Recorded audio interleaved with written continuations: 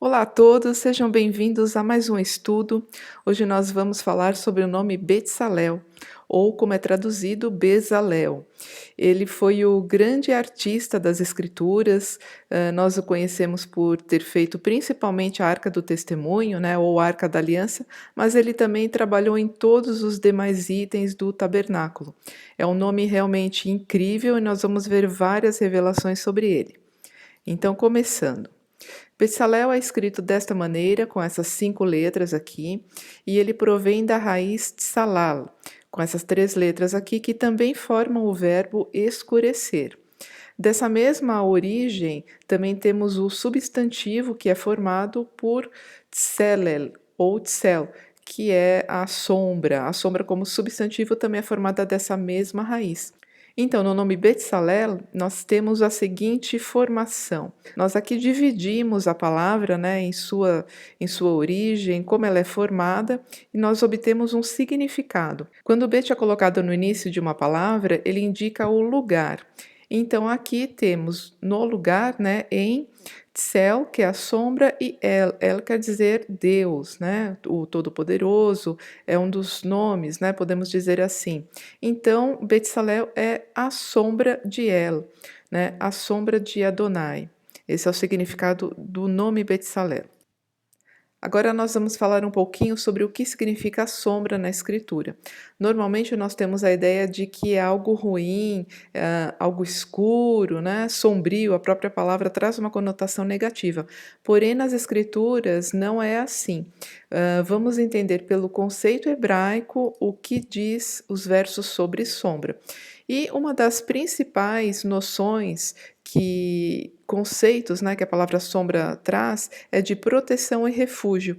E esse daqui, um dos versos mais conhecidos, inclusive, né, do Salmo 91, diz o seguinte: Aquele que habita no esconderijo do Altíssimo, na sombra do Todo-Poderoso habitará.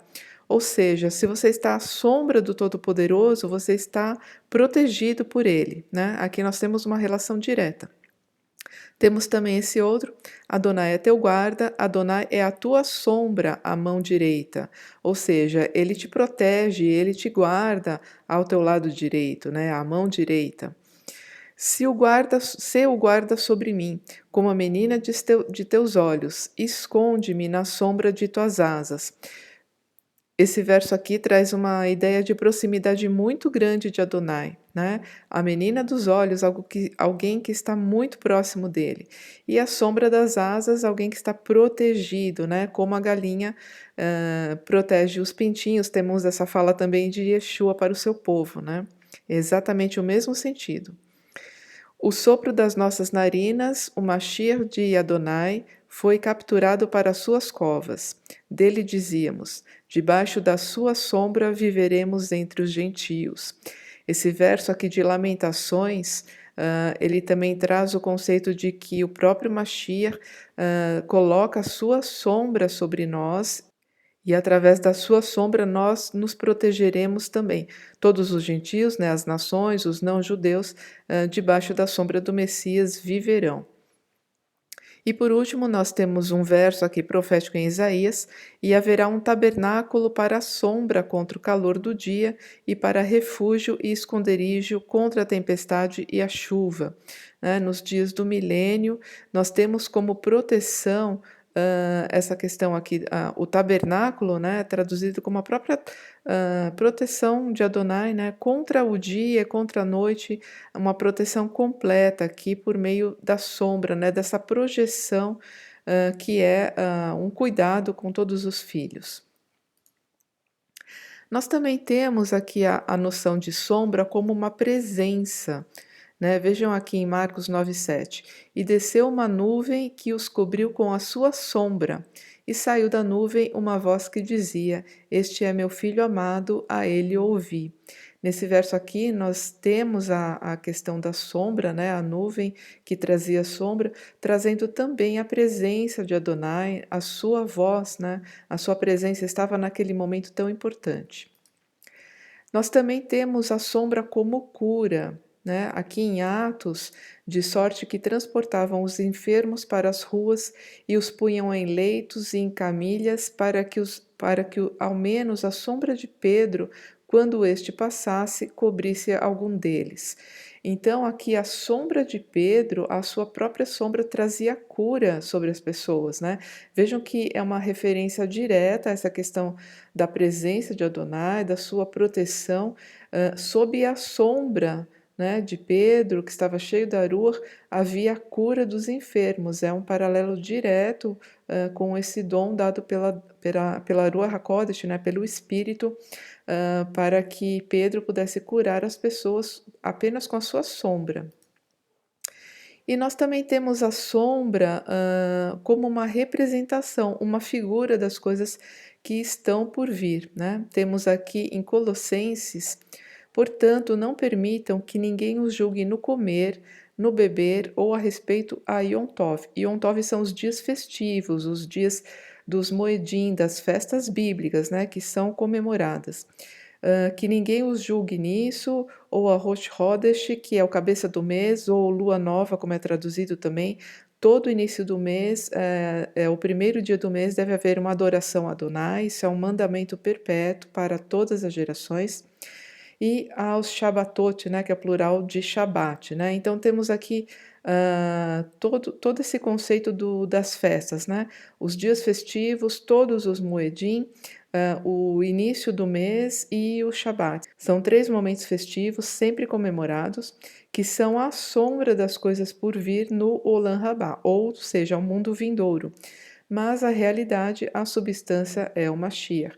Ou seja, todas essas coisas que foram feitas, que são feitas, né, que são preservadas, elas existem como sombra, ou seja, como uma figura do que está por vir, né, do Messias, que é superior a tudo isso, porém não deixando de tê-las como estatuto perpétuo.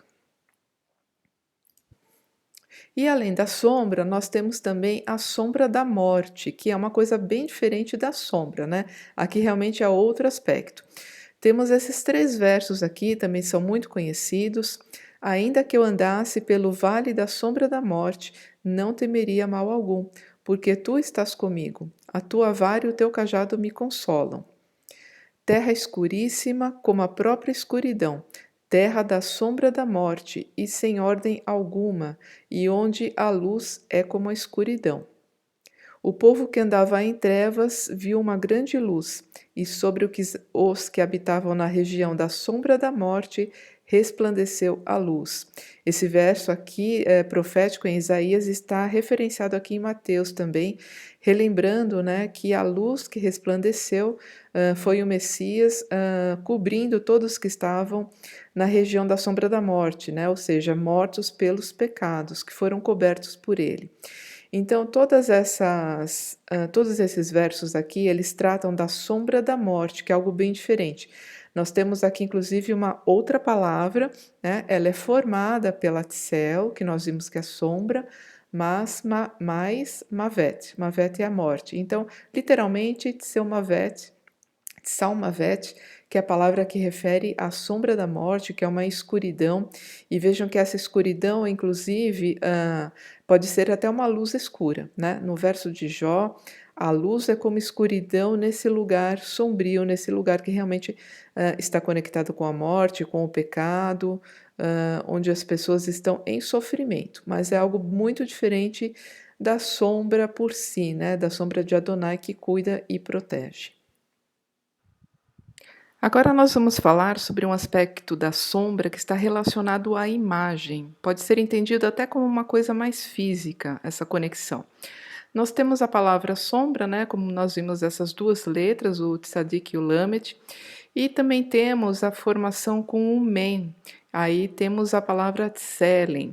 Em hebraico, a raiz dessa palavra traz o verbo sombrear e também algumas palavras paralelas como imagem, representação e figura. No aramaico, que é um idioma muito próximo do hebraico, inclusive nós temos 2 trechos do livro de Daniel escritos em aramaico, esse daqui é um deles, nós temos o uso dessa palavra tselem como estátua e ídolo. Então vejam que na maior parte das vezes, realmente sombra, ela representa algo bom, né? A proteção do eterno, a sua mão sobre nós.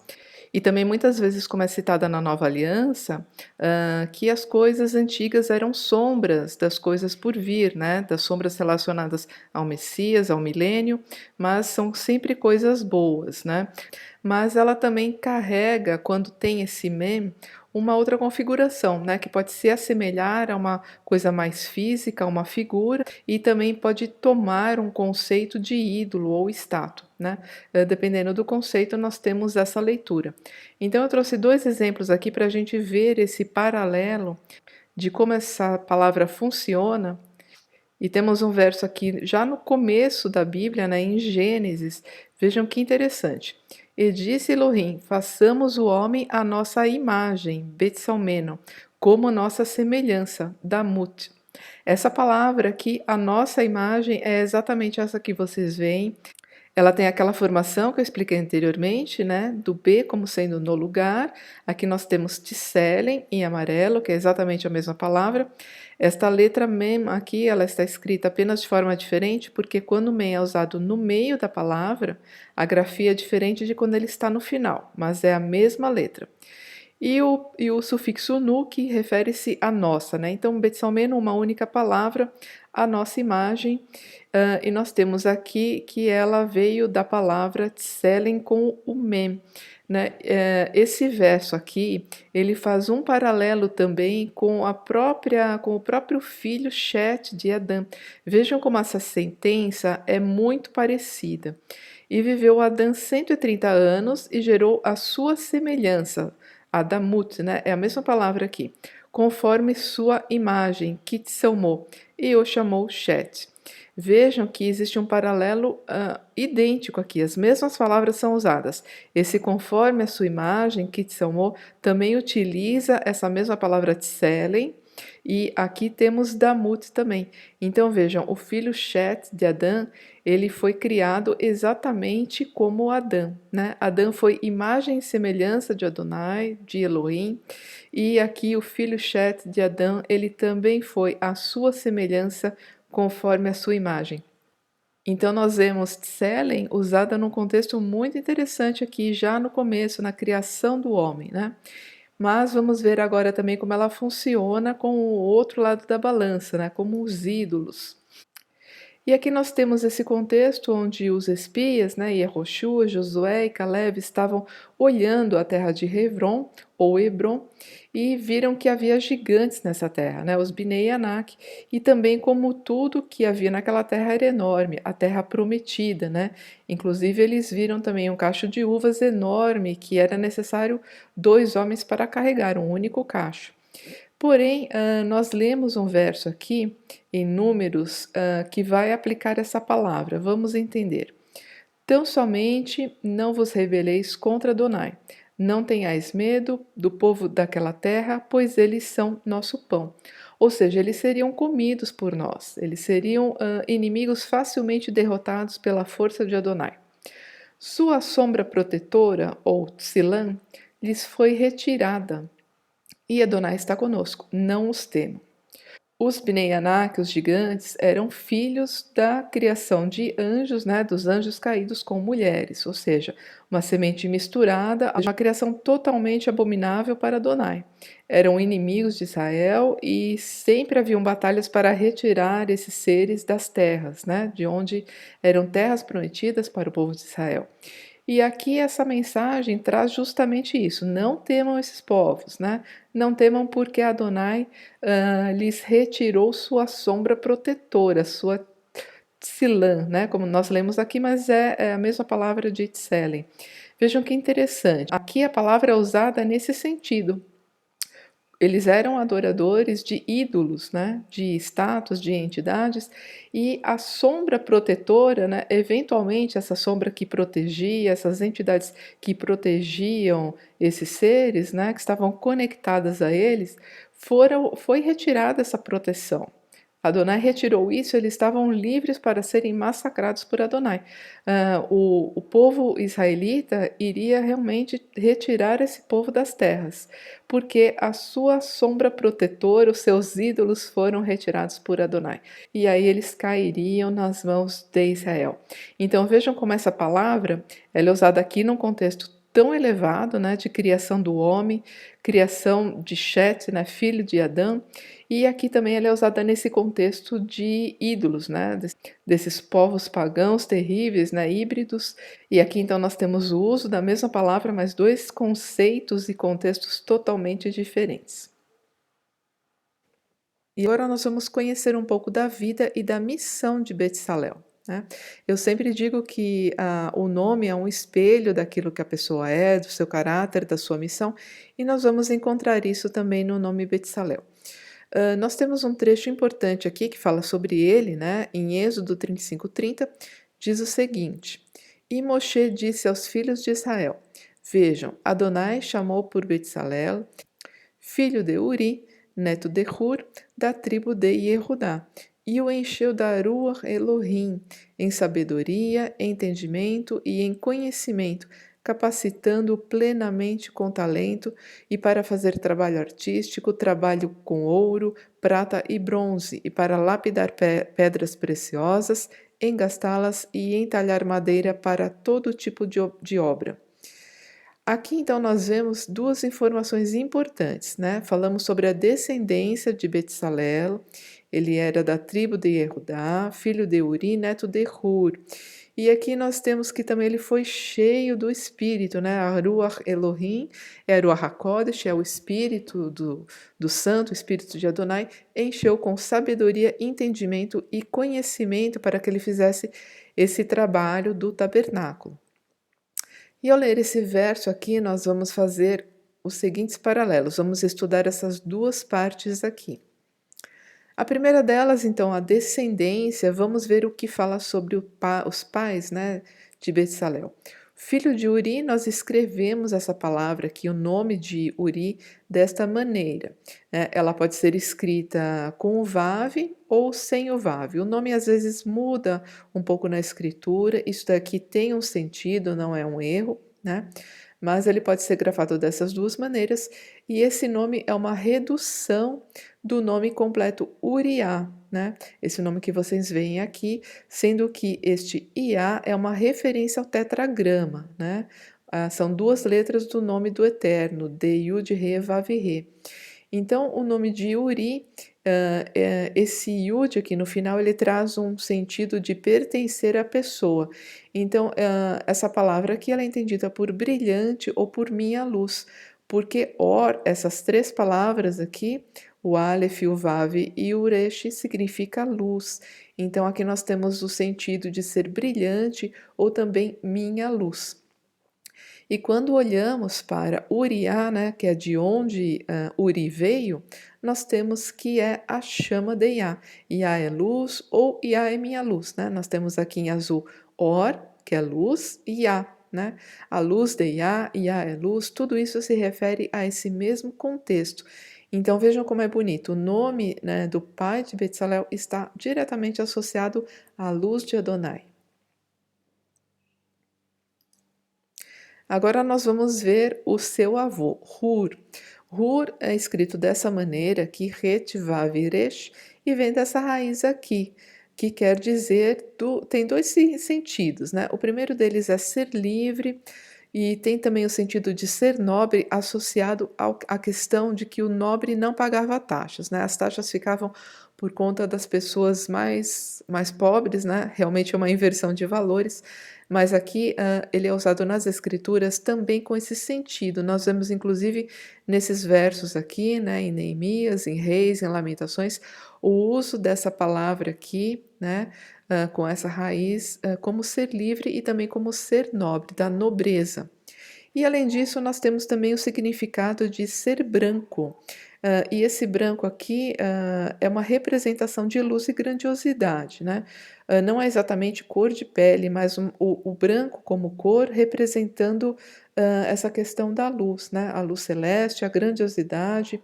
Nós temos isso aqui inclusive nesse verso aqui em Ester, né, e ele traz como linho branco, né, está conectada a uma veste de linho branco, e também, associando, né, esses 2 sentidos aqui, nós entendemos que ter vestes brancas é como ser livre, né. Nós lembramos que em muitos lugares das escrituras o linho é sempre a linho branco, né, a roupa do sacerdote, os santos, né, são vestidos de linho branco, que é uma representação da pureza da alma, né. Então quando você fala ter vestes brancas, é uma pessoa santa, que foi lavada pelo sangue de Yeshua, né, e por isso ela é livre, né, o sangue nos liberta, então nós somos livres do pecado. As vestes brancas são uma representação da liberdade. Realmente faz todo sentido, né, quando ligamos inclusive os 2 sentidos. Vejam que incrível que é isso aqui. Mais um comentário. Nós temos que também essa questão da liberdade, vejam só, Pêssar, né, que é a Páscoa, como é traduzido, é conhecido por Zimã Heruteino, ou seja, tempo da nossa liberdade. É o tempo em que os hebreus foram libertos do Egito, né, saíram do Egito para a liberdade, para adorar Adonai, e é exatamente no mesmo tempo em que o cordeiro de Pêssar foi morto, né, Yeshua foi morto no madeiro em Pêssar, nos trazendo a liberdade. Então, Hur também está associado a essa expressão hebraica, né, que os hebreus, os judeus atuais também usam para definir o Moed de Pêssar, né, que é o tempo da liberdade. Vejam que bonita essa significação. Então, nós temos que Betsalel é o filho da luz original, né? Filho da liberdade e não da escravidão. Ele foi liberto, né? Ele é livre totalmente. É o filho do que tem vestes brancas e gloriosas, né? O filho de Iá, e que tem as vestes da liberdade ou do espírito. Onde há liberdade, há espírito, né? O espírito se move dentro da liberdade dada pelas vestes brancas da salvação. Então, o nome Betsalel e sua descendência, como nós vimos aqui, está associado a todas essas questões. E agora vamos analisar essa segunda parte do texto que nós lemos aqui. Provavelmente você já lembrou de um texto que está em Isaías, né? Nós temos o seguinte: E repousará sobre ele Arur Elohim, que é o espírito de Adonai, Arur, espírito de sabedoria e de entendimento, o espírito de conselho e de fortaleza, o espírito de conhecimento e de temor do Senhor. Esse verso aqui é um verso que se refere ao Messias, né? E sobre ele estará a plenitude de Adonai, todos esses espíritos, né? Então vejam aqui, quando comparamos esses 2 versos, vemos que Betsalel, ele foi cheio de 3 dos 7 espíritos que haviam em Yeshua, os dons necessários para que ele fizesse esse trabalho: sabedoria, entendimento e conhecimento, né? Aqui o Messias ele possui dons acima, né? Além desses, né? Porque certamente ele tem uma missão muito maior.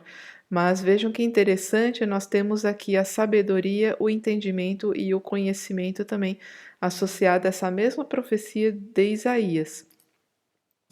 Além disso, nós também temos em Provérbios 8:30, na verdade, Provérbios 8, praticamente inteiro, é um provérbio que fala sobre o Messias, é um estudo maravilhoso, eu quero trazer ainda para vocês aqui. E ele fala diretamente nesse sentido, também da capacitação, Betsalel como um artífice, né, um construtor de todos esses instrumentos, da arca do testemunho, dos artefatos do Mishkan, do tabernáculo. Yeshua também é um artífice do nosso universo, né? Vejam aqui em Provérbios: Então eu estava com ele, com Adonai, e cooperei em tudo como seu arquiteto. Ou seja, o Messias, ele é o arquiteto de Adonai na construção do mundo, né? O mundo foi construído pela palavra. A palavra estava com Adonai no início, né? Por meio da palavra, tudo foi construído.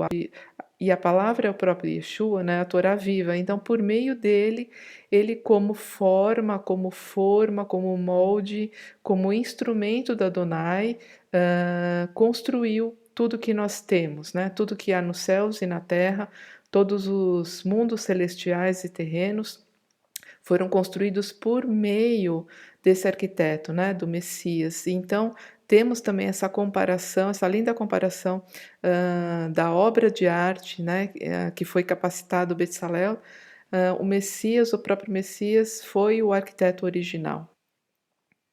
Ele próprio como o artífice do universo, né, como o pincel do grande pintor, Adonai pintando, construindo o universo pelas mãos, né, pela mão, a sua mão direita, que é o próprio Messias. Então nós temos o seguinte, né, entendendo toda essa construção aqui, Bezalel foi um construtor, né, da tribo de Yehudá, da mesma tribo, né, de onde descende o Messias. Ele foi mais do que uma sombra de Yeshua, o carpinteiro, né, lembrando que Yeshua em sua vida também trabalhou como um construtor, né, um carpinteiro. Ele foi mais do que isso, ele foi uma sombra de Yeshua, o arquiteto do universo, né, uma sombra do Messias, como instrumento do Criador para criar todas as coisas existentes, né. E quando comparamos tudo isso, né, nós temos que, retomando, né, o que vimos anteriormente, Yeshua que é filho da luz original, né, como Betzalel, filho de Uri, né, ou Uriá, que é a luz de Iá, temos que Yeshua também é filho da luz original, né, filho de Adonai, dessa luz primordial. Ele é filho da liberdade e não da escravidão. Ele próprio nos deu a liberdade, né? E é o filho das vestes brancas e gloriosas, né? As vestes de liberdade do espírito. E Yeshua é visto em algumas visões com vestes brancas resplandecentes e gloriosas, que remete à glória do seu Pai, né? E também a essa liberdade que ele nos deu através do espírito. Então nós temos que Betsalel, não apenas pela sua descendência, pelos nomes de seus pais, existe uma correlação direta, né, com Yeshua o carpinteiro e também com Yeshua o Messias, como arquiteto do universo, né, dois grandes artistas fazendo coisas maravilhosas, né, reproduzindo o céu na terra. Agora vamos falar um pouquinho sobre outro aspecto, né? Betsalel, nós vimos que ele está à sombra de Adonai, ele é protegido, é a luz de Adonai que nos protege, isso significa o nome dele, né? Relacionado à sombra. Porém, essa sombra também produz uma luz. Vamos ver aqui qual é a luz de Betsalel. Então, dentre os artefatos que ele construiu, destaca-se a Arca do Testemunho, né, que é chamada de Aron Haedut, ou também Arca da Aliança ou Arca da Presença, porque é lá que se manifestava a presença do Criador. E ela era o coração do tabernáculo. Ela estava no Santo dos Santos, no lugar mais íntimo, que só poderia ser adentrado pelo sacerdote, o sumo sacerdote, uma vez ao ano, no dia do Yom Kippur ou Yom HaKippurim, que era o dia das expiações, né, para que fossem feitas expiações pelo povo, né, para que se cobrissem os seus pecados. Então, nós temos aqui dois versos importantes sobre a arca que diz o seguinte: o primeiro em Hebreus, e acima da arca ficavam os cruvim, hakavot, ou seja, os querubins, né, esses anjos, anjos da glória, né, como são conhecidos, que com sua sombra cobriam a caporete, ou seja, a tampa da arca ou propiciatório. Essa tampa aqui, né, onde os querubins estavam sobre ela, chama-se caporete. Contudo, sobre essas coisas não é possível falar agora em detalhes. Então vejam que aqui o autor já não quis dar muitos detalhes, porque realmente isso aqui é uma coisa riquíssima de conteúdo, de informação, de significação. Mas vamos falar apenas também sobre a caporete. E aqui em Êxodo nós lemos o seguinte: ali sobre a caporete, no meio dos dois querubins que se encontram sobre a arca, eu me encontrarei contigo no tempo certo e falarei a ti de cima do tampo. Esse tempo certo aqui é o Yom Kippur, né, ou Yom HaKippurim, que é o dia da expiação, o único dia em que o sacerdote podia adentrar no Santo dos Santos, onde ficava a arca, e aspergir sangue, sangue de um novilho e sangue de um cabrito, e de um bode, aliás, para fazer expiação pelo povo. Então é nesse tempo, um único dia por ano, o dia importantíssimo, o dia mais importante do ano, e Adonai falaria ali, né, para o sacerdote de cima do tampo. Então, aqui se manifestaria a glória de Adonai. Nós temos aqui a formação da palavra, né, caporete, que é muito interessante. Vejam só, caporete, propiciatório ou tampa, e essa mesma palavra, ela provém da mesma raiz, vejam, as mesmas letras aqui, né, exatamente as mesmas, do verbo kafar, que significa cobrir ou expiar, reconciliar, né? E isso daqui também traz o substantivo kofer, né, que se escreve exatamente da mesma maneira, que é o preço de uma vida ou resgate.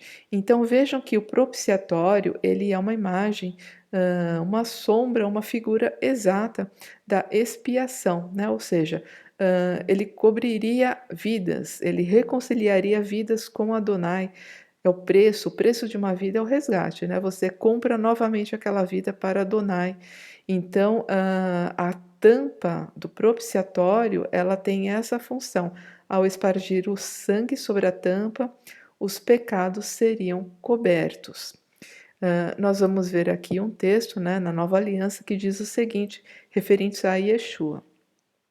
A quem Adonai ofereceu como capará, ou seja, expiação, por meio da fé no seu sangue, para demonstrar sua justiça pela remissão dos pecados antes cometidos. Ou seja, tudo isso que nós vemos aqui na arca, essa questão da tampa, do propiciatório, do Yom Kippur, tudo isso que era feito, inclusive as palavras mostram isso literalmente, né? Era uma figura do sacrifício maior, né? Do Messias como expiação, o único que poderia oferecer um sangue puro para a remissão dos pecados de toda a alma, né? Então aqui nós temos a figura do sacrifício do Messias. E agora eu quero trazer um detalhe muito interessante que as pessoas normalmente não percebem, mas vejam só. Não havia luz no Santo dos Santos, né? Nós temos, antes do Santo dos Santos, tem o lugar santo, são 3 entradas, né? É o pátio, o mais externo, o lugar santo, onde ficava a menorá, a mesa dos pães, o altar de incenso, e dentro do Santo dos Santos, que é onde ficava a arca, né? Era o lugar mais íntimo, não havia luz, luz nenhuma. A luz estava antes da cortina, né? Então lá era um lugar totalmente escuro, não tinha iluminação nenhuma. E vejam o que diz aqui em Hebreus. Os queruvim, eles cobriam a caporete, a tampa, com sua sombra. Como pode algo projetar sombra num lugar totalmente escuro? Né? Você já refletiu sobre isso? A sombra só é projetada se existe uma fonte de luz. Então veja que interessante. Não é uma coisa literal, obviamente, né? Essa sombra ela era refletida por meio de alguma luz que estava sobre os queruvim, porque a sombra deles cobria a arca. Veja que lindo que é isso, né? Não havia luz, porém havia a sombra, né? A sombra cobria a arca, havia uma proteção, outro sentido aqui. E além disso, havia a luz, né? Adonai se manifestava com glória, ele se manifestava através daquela nuvem de glória, né? Adonai se manifestava com glória, com a nuvem de glória entre os querubins, né? Ele falava de sobre a tampa do propiciatório. Então havia uma fonte de luz que não era uma luz natural, né? Mas uma luz espiritual que fazia a projeção dessa sombra dos querubins sobre a tampa do propiciatório. É uma imagem muito interessante isso daqui. E além disso, nós temos também o seguinte, né? O que já falamos. as ofertas do Yom Kippur, né, o Santo dos Santos, esse lugar onde a arca estava, que era o mais íntimo do tabernáculo, ele era acessado apenas uma vez ao ano, né, no Yom Kippur, e era espargido sangue de um novilho e de um bode sobre a tampa, né, sobre o propiciatório. Porém, essa aspersão não retirava o pecado, mas ofereciam uma solução temporária, ou seja, elas cobriam o pecado. Esse sangue servia apenas para cobrir o pecado do povo, porém não o retirava, né? A retirada do pecado foi feita apenas no tabernáculo espiritual através do sangue puro de Yeshua.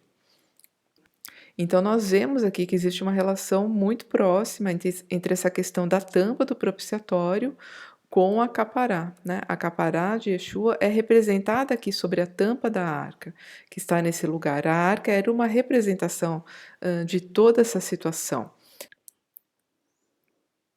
Aqui, então, nós entendemos esses dois conceitos da seguinte maneira: Adonai se manifestaria em uma nuvem de glória sobre a caporete, representação da capará de Yeshua. O próprio propiciatório, esta tampa que tem o mesmo nome, né, de cobrir, reconciliar, expiar, seria uma manifestação de Adonai sobre o sacrifício que Yeshua faria, né? E em meio à escuridão do tabernáculo, já que não haveria luz, a sua sombra traria luz. Ou seja, a sombra dos querubim, né, que aqui no caso seria a representação dessa proteção de Adonai, o modo como ele se movia, né, o modo como Adonai, em Salmos é dito que Adonai cavalga os querubins. Então aqui havia uma manifestação da sua presença em relação aos querubins, a essa nuvem de glória que é dita que seria resplandecente aqui. Essa luz vinda de Adonai, ela iluminaria a escuridão do tabernáculo, né? Ou seja, a sua sombra, a sombra de Adonai, traria luz sobre o mundo, né? Luz na forma de expiação para todo o seu povo. E aqui nós temos mais dois textos que vão falar também sobre essa questão da luz e da sombra. Vejam que interessante, os dois aqui agora na Nova Aliança.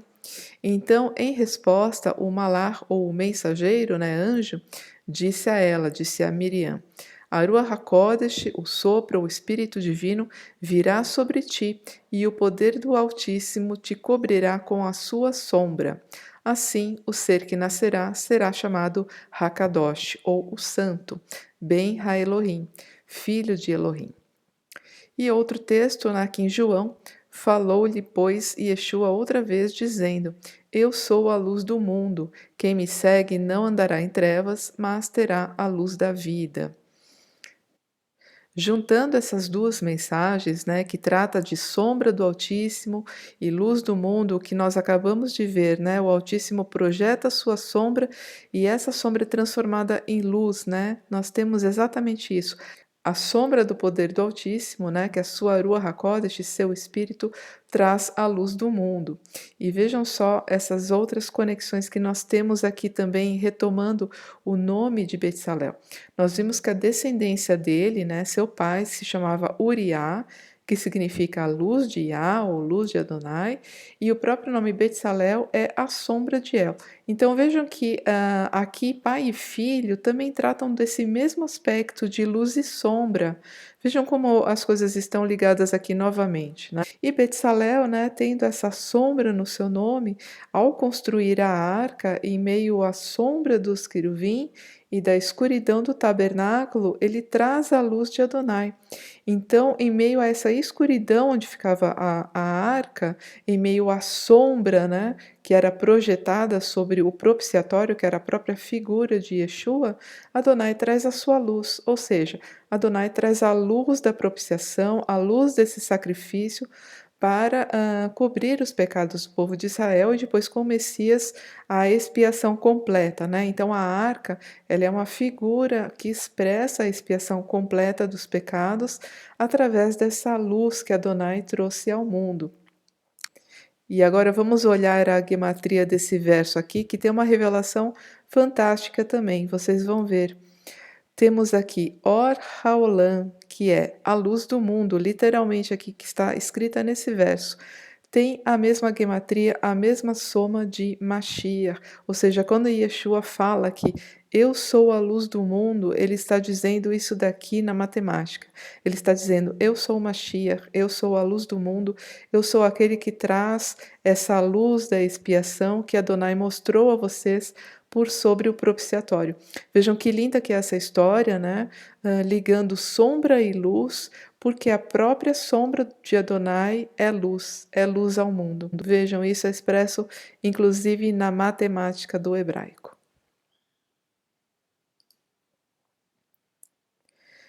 E continuando aqui com a matemática do hebraico, agora vamos analisar o nome Betsalel, a soma dele. Vamos ver como ele se interliga a outras palavras, né? E vejam que impressionante, a soma de Betsalel é 153. Nós já vamos lembrar de algo bem importante, né? Mas antes disso, vamos passar outra palavra. Temos aqui uma palavra também fundamental na escritura, rapessar, que quer dizer a Pessa, ou seja, passagem. Também é o nome da festa onde os hebreus foram libertos do Egito e é nesse mesmo dia onde Yeshua entregou a sua vida para expiar os pecados, né? Novamente, nós temos aqui a questão do propiciatório ligada novamente, vejam, com Rapessa, que tem a soma de 153. E o outro número que todo mundo já lembrou é dos grandes peixes, né, que está em João 21:11, o famoso verso onde são pegos 153 peixes nessa rede. Vamos analisar agora todos esses aspectos. Então, lendo aqui o verso dos peixes, né, em João 21:11, Shimon Kefa, ou Simão Pedro, entrou no barco e arrastou a rede para a terra. Ela estava cheia com 153 grandes peixes, e mesmo com tantos peixes, a rede não se rompeu. Esse verso aqui ele é bem interessante porque ele tem vários sentidos embutidos neles. Vamos analisar em paralelo com outro verso aqui, que é o seguinte, também está em João 11, 49 a 52.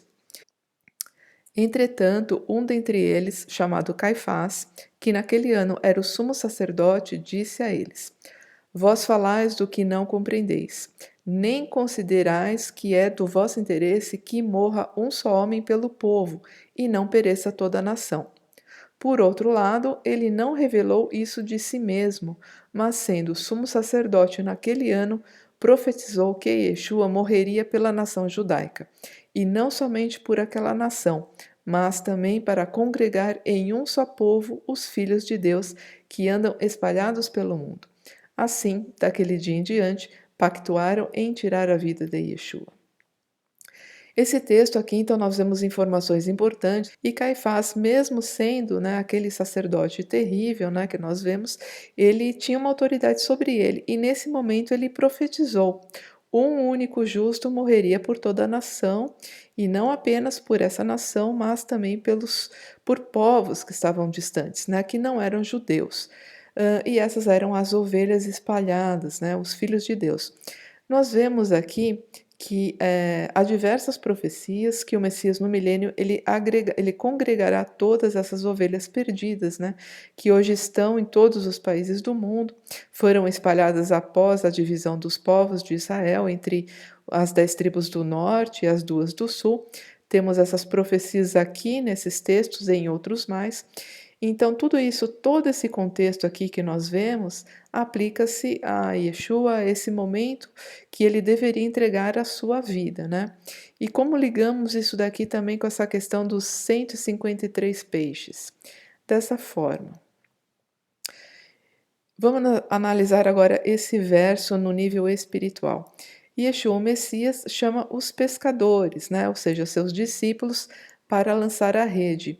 E a rede é uma figura do evangelho do reino, tudo aquilo que era pregado, né, como poder de Deus, né, o poder da Ruach HaKodesh sobre o conhecimento, sobre aquilo que foi escrito pelos profetas, né, e também sobre a Torá. O evangelho do reino são as boas novas, a notícia de que viria um Messias para salvar as pessoas com poder através da Ruach. Então era lançada essa rede, né, o evangelho do reino, para pescar os peixes, né. E quem são os peixes? São os exilados, né, os judeus e não judeus, são as ovelhas perdidas da casa de Israel, e todas elas deveriam voltar à sua terra, né, voltar a Israel, ao povo, né, voltar a congregar-se como único povo. Fora do mar, eles tirariam esses peixes fora do mar, e o mar é uma representação das nações. E temos inclusive um verso em Apocalipse que fala literalmente isso, né? O mar é uma representação das nações onde estão espalhados esses povos, e esses povos estariam juntos na orla da praia, né? Juntar os peixes na orla da praia em meio aos grãos de areia, que representam os filhos de Abraão, né? Para herdar a terra de Israel. Então, vejam, nesse verso aqui, nesse momento em que Yeshua chama para que os pescadores eles retirem os peixes do mar, em que são retirados esses 153 grandes peixes, está dentro desse contexto. Retirar os filhos das nações, né, para que se ajuntem aos judeus, né, ao povo de Israel por sangue, e juntos formarem um único povo, né, um único povo que estará sob o comando desse único rei. Todos nós, como filhos de Abraão, né, sendo enxertados ou não nessa única oliveira para herdar a terra prometida. Essa daqui é a linguagem espiritual desse verso que conecta aos 153 peixes. E além disso, nós temos o Rapessa também, né? E atrás, nós vimos também no nome de Hur, né, que é o avô de Betsalel, nós vimos que a origem do nome dele provém de libertação. E os próprios judeus hoje em dia usam esse termo, né, Pessah, como festa de libertação, o Ziman Haruteino, que é o tempo da libertação, né? E o que foi o Pessa, né? A primeira Pessa no Egito, em 14 de Nissan, quando o cordeiro é escolhido, né? Ele era escolhido 4 dias antes, no dia 10, e foi imolado, seu sangue passado sobre as vigas das portas de entrada das casas, né? E a sua carne comida com ervas amargas e matzá ou matzot, né? Que são os pães sem fermento. Esse era o mandamento para a primeira Pessa que os hebreus passaram no Egito.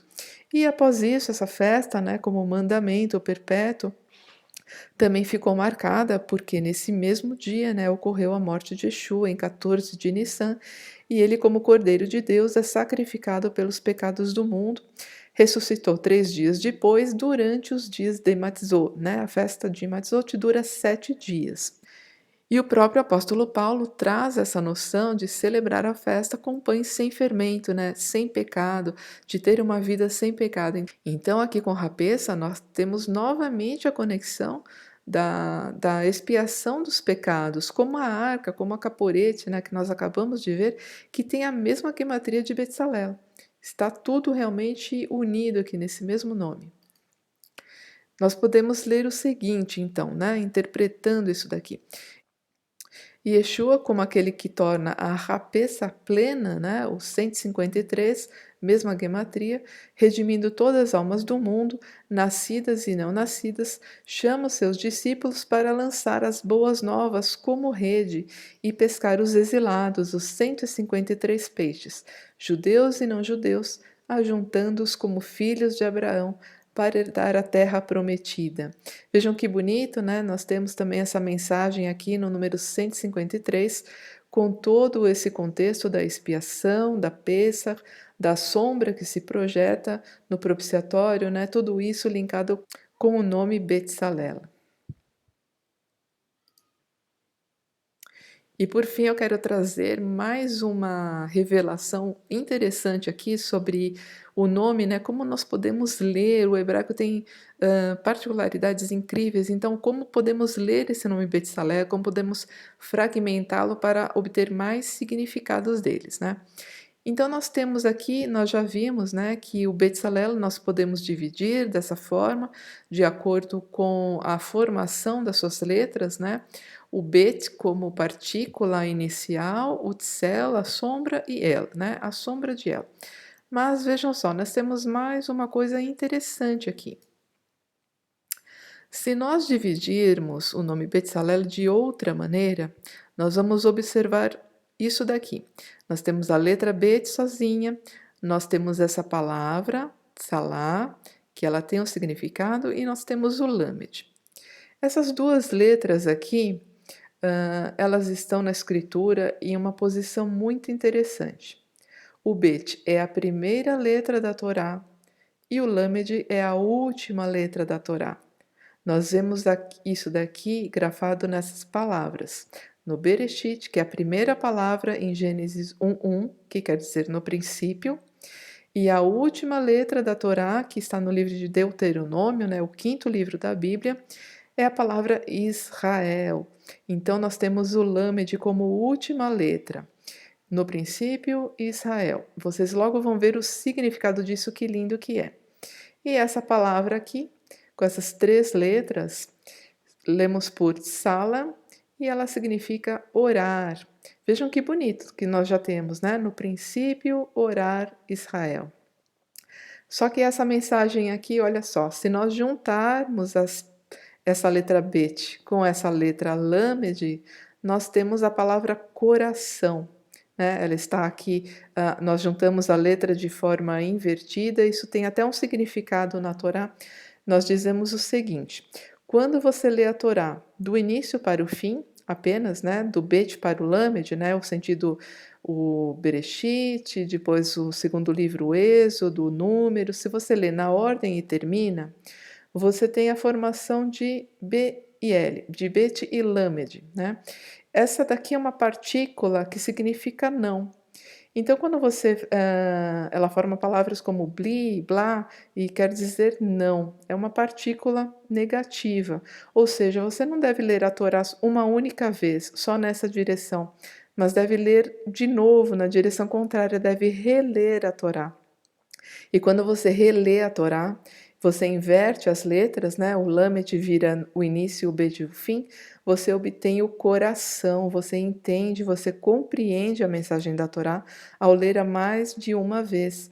Então, dentro de Betsalel, se nós fragmentarmos essa palavra, nós obtemos esses resultados tão lindos, né? Orar, Israel, orar com o coração, né? Que está no começo de tudo e o fim de tudo, né? Israel, o único povo, ele é princípio e fim quando ele ora com o coração. Então, construindo aqui uma interpretação sobre tudo que nós vimos do nome Betsalel, nós podemos dizer o seguinte: Betsalel, aquele que está à sombra de Adonai, né? O seu nome quer dizer isso, sobre sua proteção, foi o escolhido da tribo de Yehudá, de Judá, para realizar o maior trabalho artístico de todos os tempos, projetar a sombra do tabernáculo espiritual na terra, através do ouro, da prata, do bronze, da madeira e de toda pedra preciosa. Betsalel, ele projetou uma imagem celeste aqui na terra através de todos esses materiais. Um artífice moldado pelos dons da Ruach HaKodesh, sendo ele próprio uma sombra do próprio artífice do universo, por meio do qual tudo foi construído, e Yeshua, a palavra de Deus. Adonai, o Criador, tudo construiu através do Messias. Ele foi a forma de todas as coisas, ele foi o artífice, e Betsalel foi uma sombra desse grande artífice. Sendo sombra do filho de Elohim, Betsalel, que é 153, é também figura de Rapessa, 153, ele também é uma representação da peça, da libertação do povo, como a propiciação sobre a arca. Foi também um milagre por meio do qual houve salvação para toda a alma humana através do Messias, e o milagre por meio do qual os 153 grandes peixes, que é uma representação, né, dos exilados, né, tanto judeus quanto não judeus, todos estes serão ajuntados novamente para o governo do grande rei no milênio. Betsalel projeta essa questão da salvação, da rapeza, né, da libertação do povo. E assim ele é filho da luz original, ou seja, de Uri, né? Seu pai representa a luz de Iá. É filho da liberdade, filho das vestes brancas, né? Como vimos em Hur, o nome Hur, seu avô. Tudo isso que representa Betsalel nos traz que Ele é aquele que, através das sombras das coisas celestiais, projetou luz na terra.